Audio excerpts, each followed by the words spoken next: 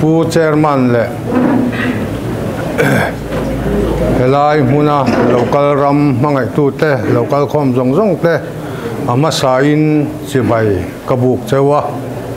voin nia hian thu soi tur tam tak kane ma se tam tak soina hun aum lova he partia kalolu na chan toy te chu soyanga he party he ama sain chumia kasoi main emene fa hian un enge mo chen no pangte kan ilai somriat le paru no so kumatangin emene fa hian kauma thei to pin hei pu ber pudo mata hung ta po kan han zuya ta chuan unit atang te block te thalai te block pui te headquarter anga te ta chuan ramtan in MNF atangin rong kalau bol ve to thena ta chuan hei kan hoya khi ngam ta an hing ka soi vek lo mai nga kalau tho pui to thin ho tam takkan huwa lo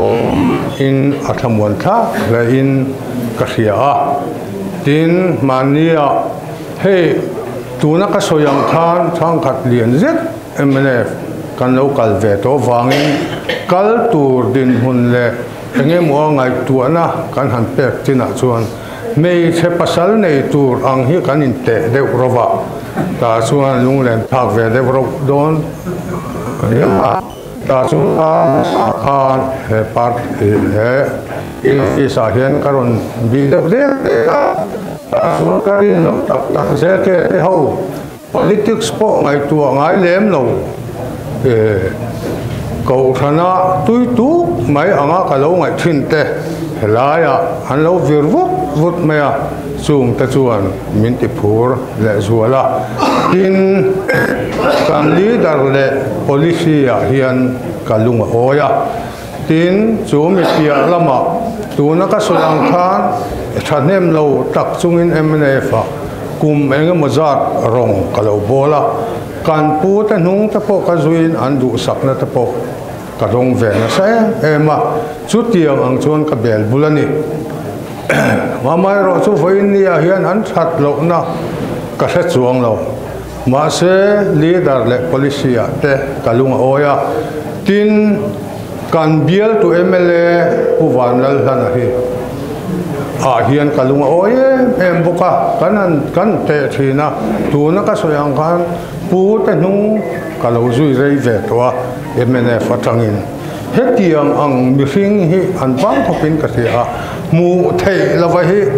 achunga anena hiana omani ti hi ka vom huin ka thia mu thei lawa hi bia hemi MLF fan ungchanga te kong ti sang hanga azia hi amoi ka thia ta chuan mi chan pui ngai ta chan pui na konga tele bial amangai dana te hian ro pui ka tia he hian min ti lung lenga chu te chu ron lu chan le engemaw soi tu tam takom ka soyang khan soi vek sena ni lova voin nia pe ni te lul helai huna hei ril ruwa ang te soina hun minan pe te aro pui ka tia kaloma tin kan omna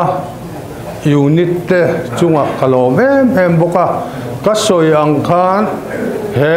ZPM hi eng angin nge ti tual chunga unit te an mu mal ve em ti po ka helem lova ama ero chu min lo ngai sak em maya voin ni a po ni zan na ma ten ron lengan ma ni po hiat lok tir na chang po ka lova ni zan na ma ten lo leng fat maya